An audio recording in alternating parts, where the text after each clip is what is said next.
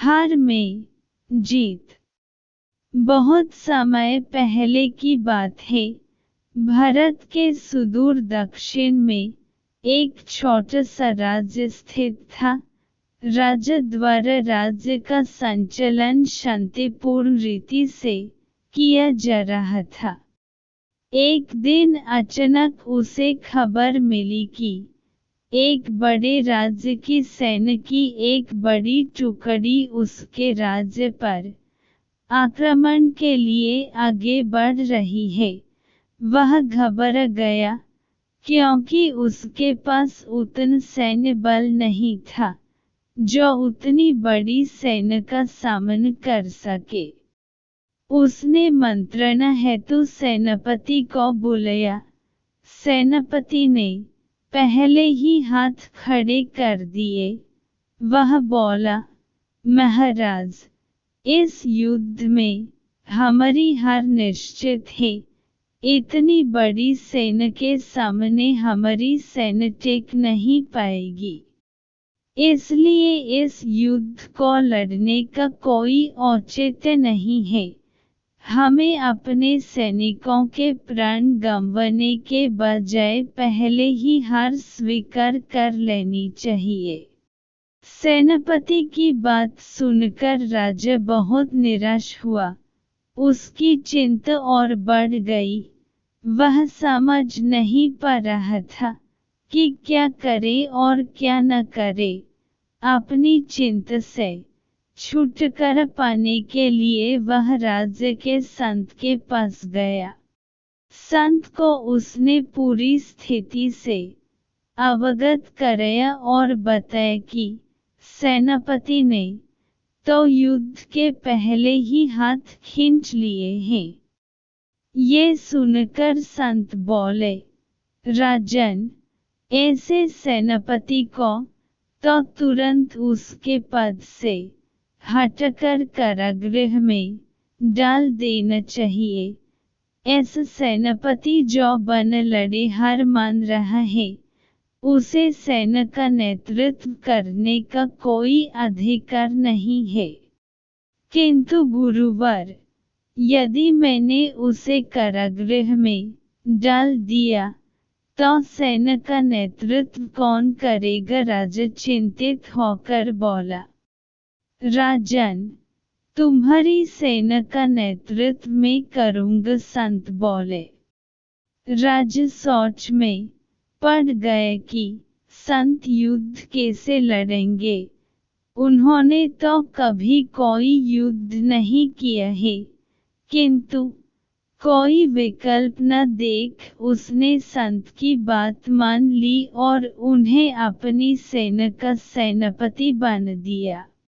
सेनापति बनने के बाद संत ने सेना की कमान संभाल ली और सेना के साथ युद्ध के लिए कूच कर दिया।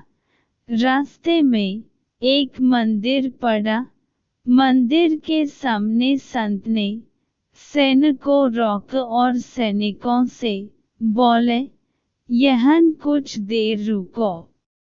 मैं मंदिर में जाकर ईश्वर से पूछकर आता हूँ कि हमें युद्ध में विजय प्राप्त होगी या नहीं। ये सुन सैनिकों ने चकित होकर पूछा, मंदिर में तो भगवान की पत्थर की मूर्ति है, वह कैसे बोलेगी? इस पर सेना की कमान संभाल रहे संत ने कहा, मैंने अपनी सारी उम्र देवीय शक्तियों से वार्तालाप किया है, इसलिए मैं ईश्वर से बात कर लूंगा। तुम लोग यहीं रुककर मेरी प्रतीक्षा करो। यह कहकर संत मंदिर में चले गए। कुछ देर बाद जब वे वापस लौटे तो सैनिकों ने पूछा, ईश्वर ने क्या कहा?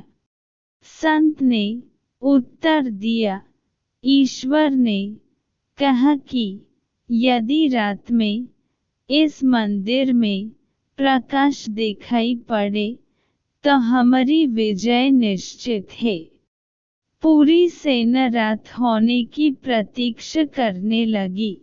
रात हुई तो मंदिर में उन्हें प्रकाश दिखाई पड़ा। ये देख सेना खुशी से झूम उठी। उन्हें विश्वास हो गया कि अब वे युद्ध जीत लेंगे।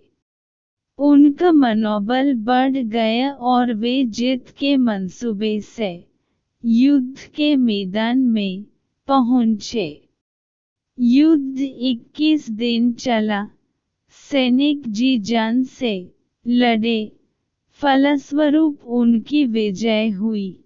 विजयी सैनिक के वापस आते समय फिर वही मंदिर पड़ा। तब सैनिकों ने संत से कहा कि ईश्वर के कारण हमारी विजय हुई है। आप जाकर उन्हें धन्यवाद दे आए। संत ने उत्तर दिया, इसकी कोई आवश्यकता नहीं है। यह सुन सैनिक कहने लगे, आप कितने कृतज्ञ हैं।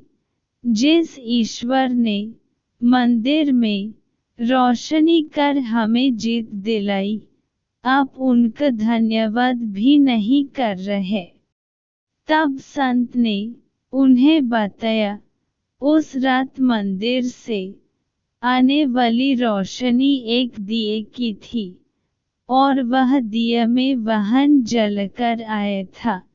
दिन में तो वो रोशनी दिखाई नहीं पड़ी, किंतु रात होते ही दिखाई देने लगी। दिए की रोशनी देखकर तुम सबने मेरी बात पर विश्वास कर लिया कि युद्ध में विजय हमारी होगी।